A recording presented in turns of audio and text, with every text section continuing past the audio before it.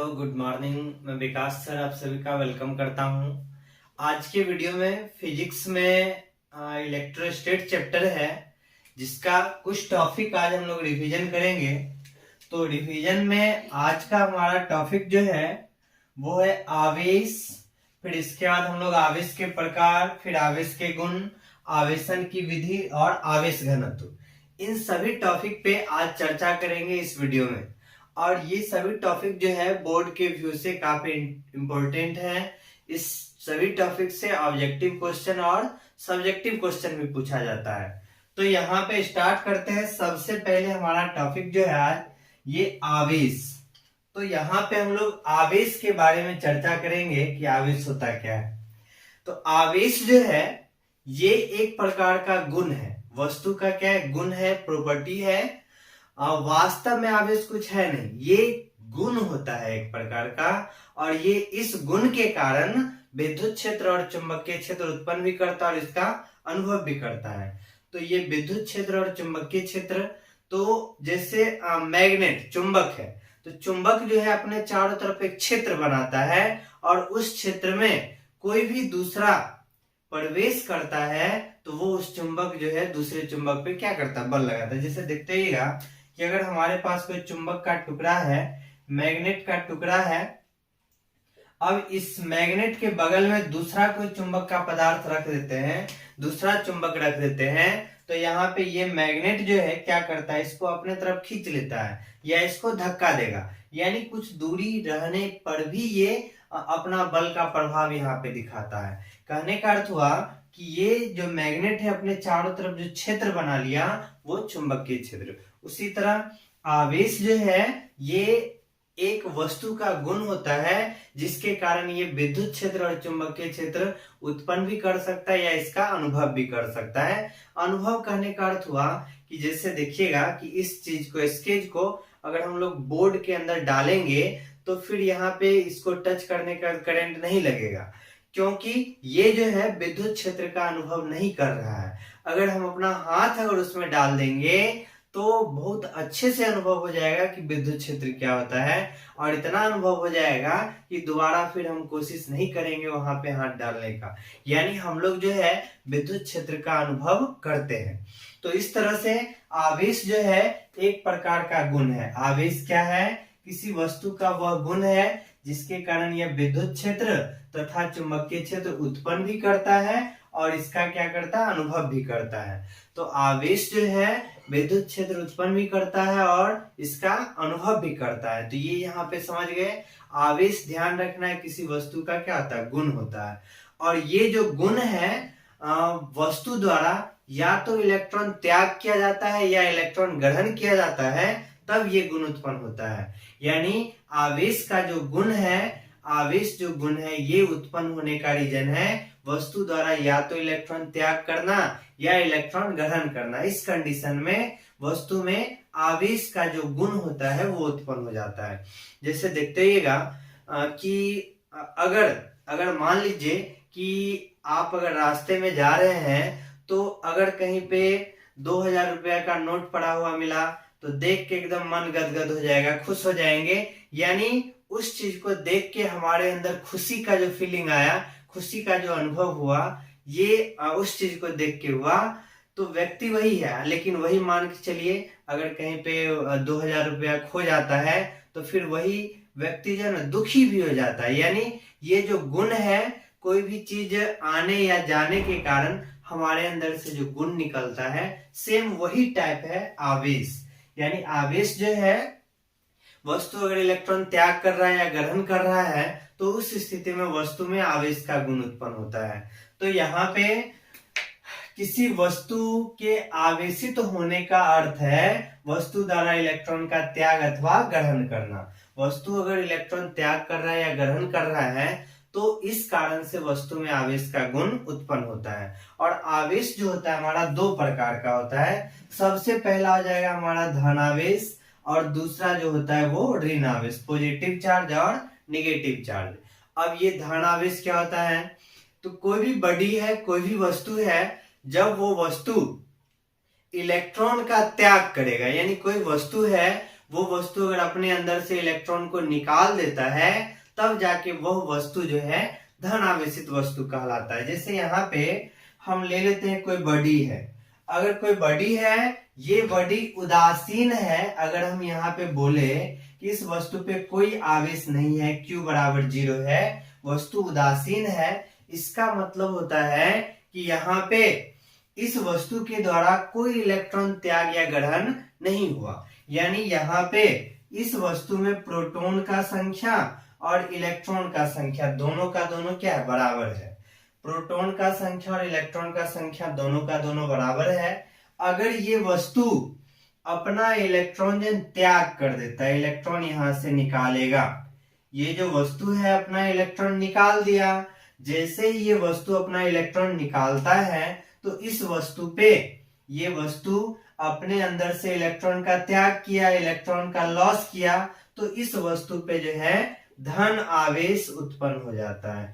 धन आवेश उत्पन्न हो गया, कहने का अर्थ हुआ कि यहाँ पे ये जो बॉडी है, इस बॉडी में इलेक्ट्रॉन और प्रोटॉन का संख्या दोनों का बराबर होता है। यानी 5 गो इलेक्ट्रॉन है तो 5 गो प्रोटॉन भी होता है, 10 गो इलेक्ट्रॉन तो 10 प्रोटॉन।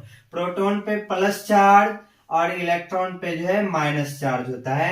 यानी प्लस की संख्या और माइनस की संख्या बराबर होती है तो वस्तु क्या होता है, उदासीन होता है। तो किसी भी वस्तु में प्रोटॉन का संख्या और इलेक्ट्रॉन का संख्या दोनों बराबर होगा, यानी वस्तु पे कुल आवेश क्या है, 0 है। अब ये वस्तु अपना इलेक्ट्रॉन निकाल दिया, इलेक्ट्रॉन पे ऋण आवेश, अगर ऋण आवेश निकल जाता है इसका मतलब वस्तु पे धन आवेश अपने आप नजर आ जाएगा। जैसे यहाँ पे देखिए, अगर कहीं पे 5 इलेक्ट्रॉन है अब 5 प्रोटॉन है, अगर यहाँ से 2 इलेक्ट्रॉन निकल गया तो इसमें 3 इलेक्ट्रॉन बचा, यहाँ पे 5 प्रोटॉन, तो प्रोटॉन खुद ब खुद अपने आप नजर आने लगता है। यानी वास्तव में अगर माइनस चार्ज निकल गया तो इस वस्तु पे प्लस चार्ज अपने आप दिखने लगता है। कहने का अर्थ हुआ कि कोई भी वस्तु अगर इलेक्ट्रॉन का त्याग करेगा तो वह वस्तु जो है धन आवेशित वस्तु कहलाता है। और जो धन आवेशित वस्तु होता है इसमें प्रोटॉन का संख्या जो होता है वो इलेक्ट्रॉन की संख्या से अधिक होता है, क्योंकि धनावेशित तभी होगा जब ये वस्तु अपना इलेक्ट्रॉन त्याग करेगा, लॉस करेगा। तो जब कोई वस्तु अपना इलेक्ट्रॉन त्याग करता है तब जाके वो वस्तु धनावेशित होता है। और धनावेशित वस्तु में प्रोटॉन का संख्या जो होता है इलेक्ट्रॉन की संख्या से अधिक होता है। तो यहाँ पे हम पहला समझ गए धन आवेश। अब यहाँ पे दूसरा समझेंगे ऋण आवेश।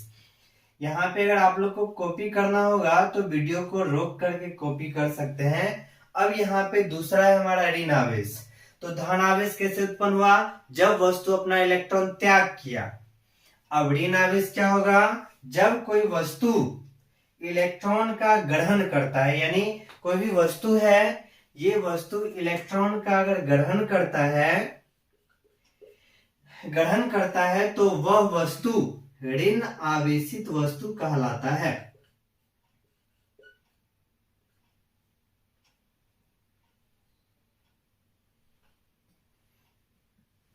जब कोई वस्तु क्या करता है, अपना इलेक्ट्रॉन ग्रहण करेगा, जब कोई वस्तु है वो इलेक्ट्रॉन ग्रहण किया, इलेक्ट्रॉन ग्रहण किया मतलब कौन सा आवेश ग्रहण किया, ऋण आवेश ग्रहण किया। तो जब कोई वस्तु इलेक्ट्रॉन ग्रहण करता है तो ग्रहण करने की स्थिति में वस्तु पे कौन सा आवेश आ जाता है, नेगेटिव चार्ज यानी ऋण आवेश। अब वस्तु क्या कर रहा है, इलेक्ट्रॉन का ग्रहण कर रहा है, तो इलेक्ट्रॉन का ग्रहण करेगा, माइनस चार्ज ग्रहण किया, माइनस चार्ज ग्रहण करेगा तो यहाँ पे वस्तु पे क्या आ गया, ऋण आवेश आ गया। तो यहाँ पे हम लोग बोल दिए हैं कि जब कोई वस्तु इलेक्ट्रॉन का ग्रहण करता है तो वह वस्तु ऋण आवेशित वस्तु कहलाता है। अब यहाँ पे किस चीज का ग्रहण कर रहा है, इलेक्ट्रॉन ग्रहण कर रहा है, इलेक्ट्रॉन ग्रहण कर रहा है। इस स्थिति में वस्तु पे इलेक्ट्रॉन का संख्या अधिक हो जाएगा और प्रोटॉन का संख्या कम हो जाएगा। तो ऋण आवेशित वस्तु में इलेक्ट्रॉन का संख्या अधिक होता है, प्रोटॉन का संख्या कम होता है। तो यहाँ पे हमारा जो टॉपिक है आवेश कंप्लीट हो गया, फिर आवेश के प्रकार कंप्लीट हो गया। अब हम लोग जानेंगे आवेश के गुण। तो चलिए इसको देखते हैं आवेश के गुण को। यहाँ पे आवेश के कुछ गुण हैं जो इम्पोर्टेंट गुण है वो सब हम लोग यहाँ पे पढ़ेंगे। जैसे आवेश का गुण तो क्लास में बताया गया था, तो 15-16 गुण बताया गया था, जो आप लोग का 2 से 3 क्लास चला था। लेकिन यहाँ पे हम लोग रिवीजन कर रहे हैं तो शॉर्ट में ही सारा चीज और फास्ट में सीखेंगे। तो यहाँ पे है सबसे पहला आवेश का जो गुण है, समान प्रकृति के आवेश में विकर्षण। समान प्रकृति के आवेश में विकर्षण और असमान प्रकृति के आवेश में आकर्षण। कहने का अर्थ हुआ, अगर यहाँ पे समान प्रकृति का आवेश आ जाए, यानी प्लस और प्लस आ जाए, समान प्रकृति है माइनस और माइनस आ जाए, तो समान प्रकृति है तो समान प्रकृति का जो आवेश रहेगा, चार्ज रहेगा, तो यहाँ पे ये एक दूसरे को विकर्षित करेगा। यहाँ पे विकर्षण का गुण दर्शाएगा। समान प्रकृति रहेगा तो विकर्षण, असमान प्रकृति मतलब एक प्लस चार्ज है दूसरा माइनस चार्ज है, तो यहाँ पे जो आ जाएगा आकर्षण का गुण हो जाएगा। यानी विपरीत प्रकृति जो होगा, अपोजिट नेचर का जो आवेश होगा उसमें आकर्षण हो जाएगा, और समान प्रकृति प्लस प्लस में विकर्षण, माइनस माइनस में विकर्षण हो जाएगा। तो सबसे पहला बात ये ध्यान रखना है कि समान प्रकृति के आवेशों में विकर्षण और असमान प्रकृति के आवेशों में क्या होता है, आकर्षण। दूसरा बात है, आवेश जो एक अदिश राशि है, ये एक स्केलर क्वांटिटी है। आवेश जो है अदिश राशि होगा, ये चीज भी ध्यान रखना है। आवेश जो हो जाएगा स्केलर क्वांटिटी। इसके बाद जो आवेश है, चार्ज है, इसका एसआई मात्रक जो होता है एम्पियर सेकेंड, और इसी बात को हम लोग कूलम्ब कहते हैं। यानी आवेश जो होता है Q बराबर होता है I गुना T। I हो गया विद्युत धारा, विद्युत धारा का एम्पियर, टाइम का सेकेंड। तो आवेश का जो मात्रक होता है एम्पियर सेकेंड होता है, और इसी बात को क्या कहते हैं, कूलम्ब कहते हैं। यहाँ पर आवेश का जो मात्रक हो जाएगा, ध्यान रखना है, कूलम्ब। अब यहाँ पे कभी कभी बोर्ड में ये भी क्वेश्चन रह सकता है, एक कूलम्ब को परिभाषित करे। अगर क्वेश्चन दे दिया एक कूलम्ब को परिभाषित करे, तो यहाँ पे बहुत ही आसानी से बना सकते हैं, बहुत आसानी से बता सकते हैं। यहाँ पर एक कूलम्ब का परिभाषा देना है, तो कोई चालक तार है और इस चालक तार से धारा जा रहा है। हम लोग जान रहे Q बराबर I गुना T। यानी यहाँ पे जो है, अगर I के जगह 1 एम्पियर कर दे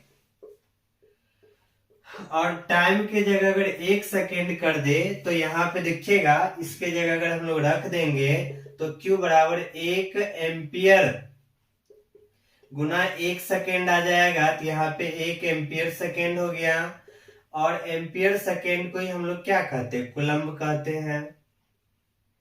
तो यहां से 1 कूलम्ब आ जाएगा। तो इसका परिभाषा कैसे देना है, इसका परिभाषा हम लोग दे सकते हैं, यदि किसी चालक तार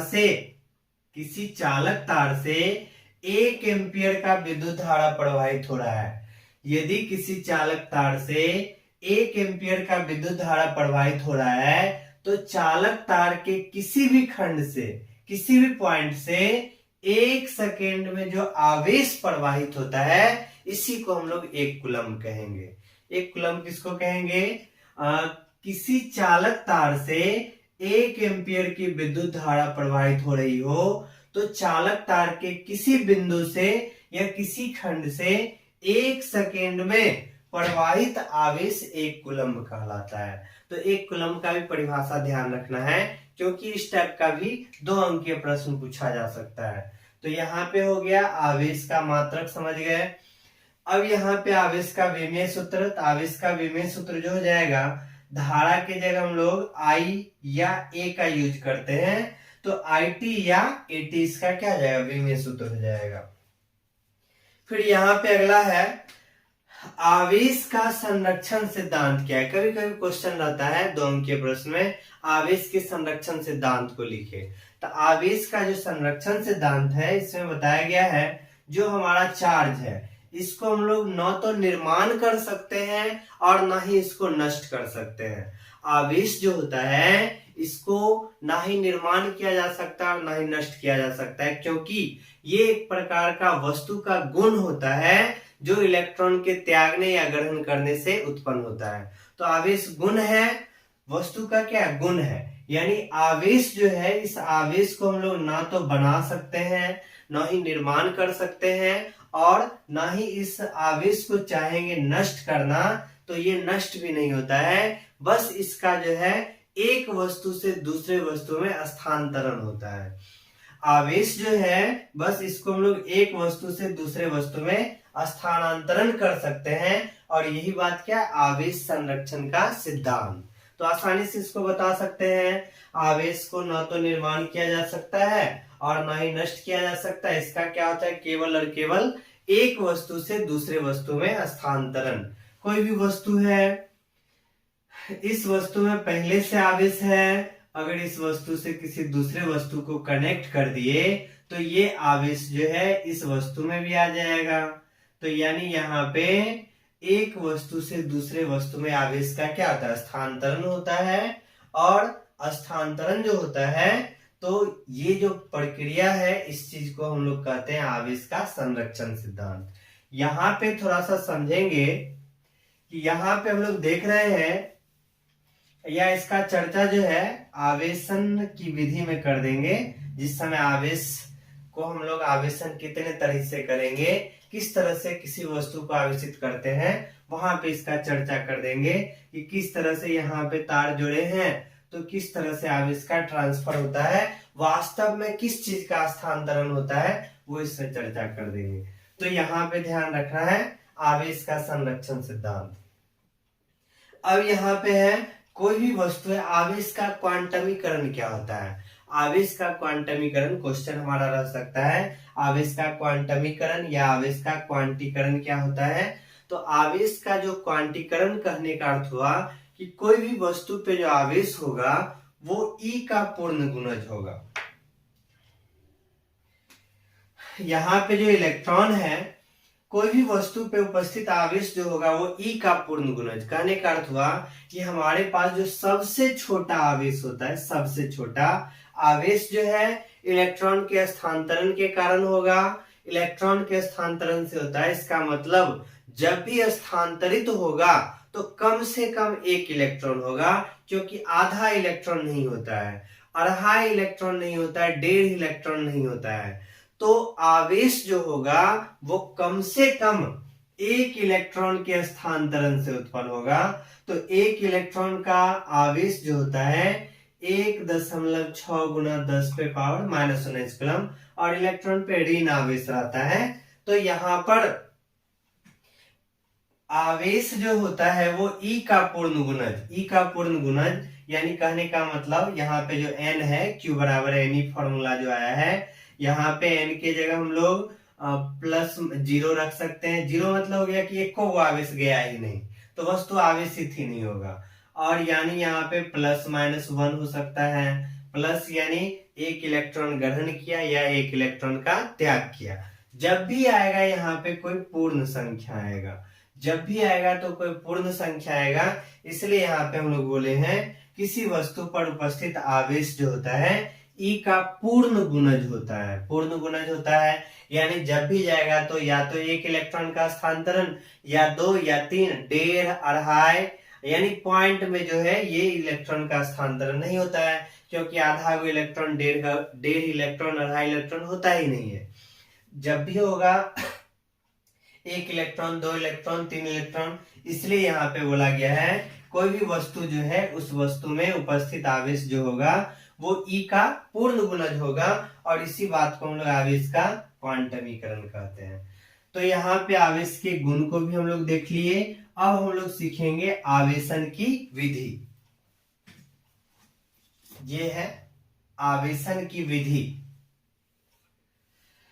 आवेशन की विधि मतलब हो गया कि कोई भी वस्तु है, उदासीन वस्तु है, उस उदासीन वस्तु को हम लोग कितने तरह से, कितने विधि से आवेशित कर सकते हैं, वस्तु पे आवेश पहुंचाया जा सकता है। तो आवेशन का जो मुख्य विधि है वो 3 तरह से, किसी भी वस्तु को हम लोग 3 तरह से आवेशित कर सकते हैं, जिसमें हमारा सबसे पहला आ जाएगा चालन विधि। आवेशन की विधि जो होता है वो 3 तरह का, सबसे पहला आ जाएगा चालन विधि, कंडक्शन मेथड। कंडक्शन मेथड, चालन विधि। चालन विधि क्या हो जाएगा कि हमारे पास कोई उदासीन वस्तु है, इस वस्तु को आवेशित करना है। तो यहाँ पे उदासीन वस्तु को हम लोग क्या करेंगे कि पहले से हमारा जो कोई आवेशित वस्तु है, चालन विधि में हम लोग क्या करते हैं कि यहाँ पे हमारे पास कोई आवेशित वस्तु है और ये जो है उदासीन वस्तु है। अब यहाँ पे ये जो आवेशित वस्तु है, इस आवेशित वस्तु में और बगल में क्या है, उदासीन वस्तु है। तो इस आवेशित वस्तु को इस उदासीन वस्तु के साथ कोई भी अगर किसी चालक तार के द्वारा अगर जोड़ देते हैं तो यहाँ पर ये जो वस्तु है, इस वस्तु पर भी आवेश आ जाएगा। यहाँ पे वास्तव में क्या होता है, इस बात को सीखेंगे। वास्तव में यहाँ पे लग रहा है कि प्लस चार्ज यहाँ से निकल के इसमें चला है, लेकिन वास्तव में ऐसा नहीं होता है। वास्तव में यहाँ पे ये हो रहा है कि ये जो प्लस चार्ज है, जैसे ही हम लोग इसमें तार जोड़ दिए, तार जोड़ने के कारण ये प्लस वाला जो है, इसके अंदर उपस्थित इलेक्ट्रॉन को यानी माइनस वाला को, क्योंकि उदासीन वस्तु में हम लोग जान रहे हैं प्लस और माइनस का संख्या बराबर होता है, प्रोटॉन और इलेक्ट्रॉन का संख्या बराबर होता है। तो उदासीन वस्तु में तो जैसे ही इस वस्तु को चालक तार से जोड़ दिए तो यहां से इलेक्ट्रॉन निकलकर इस वस्तु पे आने लगता है। तो इलेक्ट्रॉन निकलकर यहाँ पे आने लगा, तो जितना इलेक्ट्रॉन निकल के आया यहाँ पे, उतने प्लस वाला को क्या करेगा, उदासीन करेगा। तो वास्तव में यहां से जैसे ही इलेक्ट्रॉन निकला तो निकलने के कारण यहाँ पे अपने आप प्लस चार्ज आ जाएगा, क्योंकि हम लोग पढ़े हैं कि धन आवेशित वस्तु वही होता है जो अपने अंदर से इलेक्ट्रॉन का त्याग करता है, अपना इलेक्ट्रॉन निकालता है। जैसे इस वस्तु में चालक तार जोड़ेंगे तो इस वस्तु से इलेक्ट्रॉन निकलकर इधर आने लगेगा, जिस कारण से यहाँ पे अपने आप धन आवेश उत्पन्न हो जाता है। तो यहाँ पे इस तरह से है, ये है हमारा चालन विधि। चालन विधि में क्या किए हैं, उदासीन वस्तु को आवेशित वस्तु के साथ चालक तार के द्वारा संयोजित करके आवेशित किया जाता है। तो इस विधि को क्या कहेंगे, चालन विधि। परिभाषा अगर पूछ दिया जाए तो आसानी से लिख लीजिएगा। परिभाषा हम बोल रहे हैं, लिख सकते हैं आप लोग। जब किसी उदासीन वस्तु को आवेशित वस्तु के साथ चालक तार के द्वारा संयोजित करके आवेशित किया जाता है तो इस विधि को चालन विधि कहते हैं। तो हमारा सबसे पहला आ गया चालन विधि। अब दूसरा इसके बाद होता है प्रेरण विधि। दूसरा होता है प्रेरण विधि,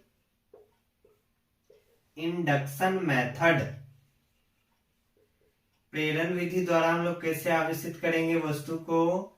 दूसरा है प्रेरण विधि, इंडक्शन मेथड। इसमें क्या होगा कि हमारे पास कोई वस्तु है और ये वस्तु क्या है, आवेशित वस्तु है। यहाँ पे जिस वस्तु को हम लोग को आवेशित करना है, उस वस्तु को इसके करीब ला के रखेंगे। यहाँ पे तार से नहीं जोड़ना है। यहाँ पे प्रेरण विधि में आवेशित वस्तु है, इसके बगल में उदासीन वस्तु को लाएंगे। तो बगल में लाने के कारण क्या हो जाएगा, यहाँ तो पहले से ये आवेशित वस्तु है। जब हम लोग इस उदासीन वस्तु को इसके बगल में लाए हैं तो हम लोग जान रहे हैं कि उदासीन वस्तु में प्लस का संख्या और माइनस का संख्या बराबर होता है, यानी प्रोटॉन का संख्या और इलेक्ट्रॉन का संख्या बराबर होता है। दोनों का संख्या बराबर होने के कारण ये जो प्लस वाला है, इसके अंदर से इलेक्ट्रॉन को अपने तरफ खींचना शुरू करेगा। बगल में रखे हैं तो इसके अंदर जो भी इलेक्ट्रॉन है, ये प्लस वाला सभी इलेक्ट्रॉन को अपने तरफ खींचेगा, यानी इस तरफ पे अपने तरफ खींच लिया। और इसके अंदर जितना भी प्लस है वो सभी का सभी को दूर धक्का दे दिया, क्योंकि प्लस और प्लस में विकर्षण होता है, प्लस और माइनस में आकर्षण होता है। और हम लोग जान रहे उदासीन वस्तु में 10 गो प्रोटॉन है तो 10 इलेक्ट्रॉन है, 5 प्रोटॉन है तो 5 इलेक्ट्रॉन भी है, तो इसके अंदर जितना भी इलेक्ट्रॉन है सभी को क्या किया, अपने तरफ खींच लिया। अब प्लस प्लस में विकर्षण होता है तो इसको दूर भगा दिया। अब इसके बाद हम लोग क्या करेंगे कि यहाँ पे जो वस्तु है इस वस्तु को अर्थेड कर देंगे। अर्थेड कर दिए यानी अर्थिंग से जोड़ दिए। अर्थेड कर देने के बाद यहाँ पे क्या किया, अर्थेड भूधृत अर्थेड कर दिए हैं, तो यहां से इलेक्ट्रॉन निकलेगा, इलेक्ट्रॉन निकलेगा यहां से, और इस पर जो भी प्लस चार्ज है ये इलेक्ट्रॉन यानी माइनस वाला आया, इस पर जितना भी प्लस चार्ज है सभी को जो है उदासीन बना दिया, क्योंकि प्लस और माइनस जहां मिल जाता है तो उदासीन बन जाता है। तो यहाँ पे जैसे इसको हम लोग अर्थेड कर देंगे, जोड़ देंगे जमीन से, तो उस स्थिति में ये वस्तु पे जितना भी प्लस चार्ज है वो सभी का सभी जो उदासीन हो जाएगा, और उदासीन हो गया। इस तरह से यहाँ पे जो है हमारे पास जो वस्तु बचता है, इस वस्तु पर केवल और केवल क्या बच जाता है, ऋण आवेश बच जाता है। ऋण आवेश बच गया। अब यहाँ पे क्या करेंगे कि यहाँ पे तो केवल ऋण आवेश बच गया, अब इस वस्तु को यहाँ से हटा देंगे। इस वस्तु को जैसे ही हटाएंगे तो यहाँ पे जो माइनस चार्ज है वो पूरी सतह पे क्या आ जाएगा, फैल जाएगा। इस तरह से प्रेरण विधि में हम लोग क्या किए हैं कि चालक तार नहीं जोड़े हैं, उदासीन वस्तु को आवेशित वस्तु के निकट रखकर, बगल में रखकर आवेशित किए हैं। इसलिए यहाँ पे हम लोग बोलेंगे प्रेरण विधि। प्रेरण विधि क्या होता है, जब उदासीन वस्तु को आवेशित वस्तु के निकट रखकर, यहां पे था चालक तार से जोड़कर, लेकिन यहाँ पे क्या है, जब आवेशित वस्तु को उदासीन वस्तु को निकट रखकर आवेशित किया जाता है, यानी जब उदासीन वस्तु को आवेशित वस्तु के निकट रखकर आवेशित किया जाता है, तो इस विधि को क्या कहेंगे, प्रेरण विधि कहेंगे। प्रेरण विधि में आवेशित वस्तु को उदासीन वस्तु के निकट रखकर जो है आवेशित करते हैं। अब यहाँ पे हमारा जो तीसरा विधि है, तीसरा हो जाएगा घर्षण विधि। आवेशन का जो तीसरा तरीका है वो घर्षण विधि है, by the method of friction, यानी फ्रिक्शन मेथड। घर्षण विधि, घर्षण विधि नाम से पता चल रहा है, घर्षण विधि में हम लोग क्या करेंगे, दो वस्तु को आपस में घर्षित करेंगे, रगड़ेंगे।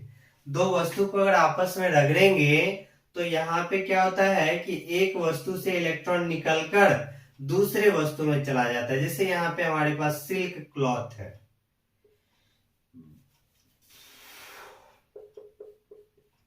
सिल्क क्लॉथ यानी सिल्क का कपड़ा है, और इस सिल्क के कपड़ा पे ग्लास का एक रॉड है, कांच का छड़ है, यानी ये जो है ग्लास रॉड है, ग्लास रॉड है। जब सिल्क के कपड़ा पे ग्लास रॉड को रगड़ते हैं, सिल्क के कपड़ा को ग्लास रॉड पे रगड़ते हैं, तो इस स्थिति में क्या होता है कि यहाँ पे जो सिल्क है और यहाँ पे क्या है, ग्लास रॉड है। तो यहाँ पे ग्लास रॉड जो है, इस ग्लास रॉड से इलेक्ट्रॉन निकल जाता है। ग्लास रॉड से जैसे ही इलेक्ट्रॉन निकला, इसका मतलब इस ग्लास रॉड पे कौन सा आवेश, प्लस चार्ज। ग्लास रॉड से इलेक्ट्रॉन निकलकर सिल्क के कपड़ा में चला जाता है, जिससे सिल्क के कपड़ा पे कौन सा आवेश, ऋण आवेश उत्पन्न हो जाता है। यानी यहाँ पे जब दो वस्तु को आपस में रगड़ेंगे, घर्षित करेंगे, तब जाके एक वस्तु से इलेक्ट्रॉन निकलकर दूसरे वस्तु में चला जाता है, जिस कारण से दोनों का दोनों वस्तु क्या होता है, आवेशित हो जाता है। इसके बाद हमारा नेक्स्ट टॉपिक है आवेश घनत्व। यहां तक समझ गए आवेशित की विधि तक। अब हम लोग पढ़ेंगे आवेश घनत्व। तो देखते हैं आवेश घनत्व क्या होता है। आवेश घनत्व,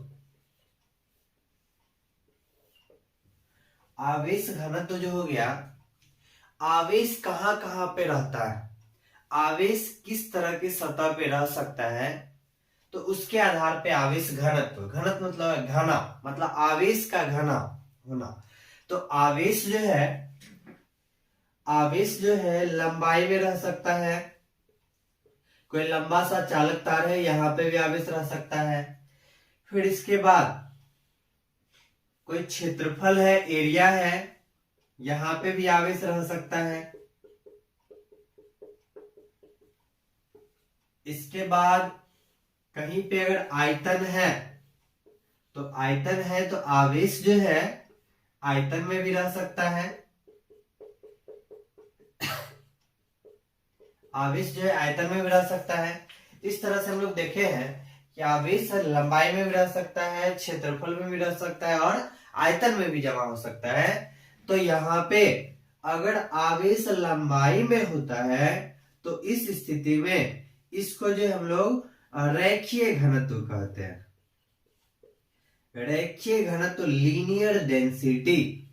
जब आवेश लंबाई में हो तो वो रेखीय घनत्व, जब आवेश क्षेत्रफल में हो तो इसको पृष्ठीय घनत्व बोला जाता है, और जब आवेश आयतन में हो तो इसको आयतनिक घनत्व बोलते हैं। इस तरह से हम लोग देखे हैं कि आवेश घनत्व कितना तरह का, 3 तरह का, रेखीय घनत्व, पृष्ठीय घनत्व और आयतनिक घनत्व। रेखीय घनत्व जब आवेश लंबाई में हो, पृष्ठीय घनत्व जब आवेश क्षेत्रफल में हो, आयतनिक घनत्व जब आवेश जो है आयतन में उपस्थित हो। तो आवेश का जो रेखीय घनत्व है इसको हम लोग लेम्डा द्वारा सूचित करते हैं। और रेखीय घनत्व क्या है, आवेश जो है लंबाई में है तो रेखीय घनत्व, और आवेश के पृष्ठीय घनत्व को हम लोग सिग्मा से दर्शाते हैं। आवेश जब क्षेत्रफल में हो तो इस बात को पृष्ठीय घनत्व, और आवेश जब आयतन में हो तो इसको आयतनिक घनत्व, जिसको रो द्वारा सूचित किया जाता है, और ये हो जाएगा Q/V। तो सबका परिभाषा बहुत आसान है। रेखीय घनत्व, लीनियर डेंसिटी, रेखीय घनत्व लीनियर डेंसिटी। तो रेखीय घनत्व क्या हो जाएगा, प्रति एकांक लंबाई में उपस्थित आवेश को आवेश का रेखीय घनत्व कहेंगे। यहाँ पे भी आसान है, सिग्मा द्वारा सूचित करते हैं पृष्ठीय घनत्व। प्रति एकांक क्षेत्रफल में उपस्थित आवेश को आवेश का पृष्ठीय घनत्व कहेंगे। आयतनिक घनत्व भी, आवेश जो है आयतन में उपस्थित रहता है, प्रति एकांक आयतन में उपस्थित आवेश को आवेश का पृष्ठीय घनत्व कहते हैं। इस तरह से आवेश घनत्व ध्यान रखेंगे। ये वॉल्यूम डेंसिटी हो गया, ये सरफेस डेंसिटी हो गया, ये लीनियर डेंसिटी हो गया। इस तरह से आवेश, यहाँ पे सबका मात्रक भी ध्यान रखना बहुत आसान है। आवेश का मात्रक जान रहे कूलम्ब होता है, लंबाई का मीटर, तो मीटर नीचे है, ऊपर जाएगा तो मीटर इनवर्स 1। तो रेखीय घनत्व का मात्रक जो हो जाएगा कूलम्ब मीटर इनवर्स 1। पृष्ठीय घनत्व का मात्रक बोला जाए तो यहाँ पे हम लोग देख रहे हैं आवेश है तो कूलम्ब हो गया, क्षेत्रफल है तो क्षेत्रफल का मीटर स्क्वायर, यही ऊपर जाएगा तो मीटर इनवर्स 2। फिर यहाँ पे इसका अगर मात्रक बोला जाए तो आवेश है तो आवेश का कूलम्ब हो जाएगा, आयतन है तो आयतन का मीटर क्यूब, तो ऊपर जाएगा तो मीटर इनवर्स 3। इस तरह से यहाँ पे सबका मात्रक आ गया। विमीय सूत्र भी यहाँ पे बता सकते हैं। विमीय सूत्र इसका क्या आ जाएगा, तो यहाँ पे देखिए विमीय सूत्र हो जाएगा, आवेश है तो आवेश का हम लोग जानते हैं IT, आवेश का IT या AT। तो यहाँ पे IT हो गया और नीचे में लंबाई है तो L, तो यही चीज ऊपर जाएगा तो IT L इनवर्स 1। फिर इसके बाद पृष्ठीय घनत्व है इसका, आवेश का तो IT हो गया, फिर क्षेत्रफल है तो L स्क्वायर होता है, ऊपर जाएगा तो L इनवर्स 2। यहाँ पे आवेश का तो IT हो गया विमीय सूत्र, आयतन है तो आयतन का LQ, ऊपर जाएगा तो L इनवर्स 3। इस तरह से यहाँ पे सबका विमीय सूत्र आ गया। यहाँ पे इसको भी याद रखना है क्योंकि पिछले साल बोर्ड एग्जाम में पूछ दिया था आवेश के आयतनिक घनत्व से क्या समझते हैं।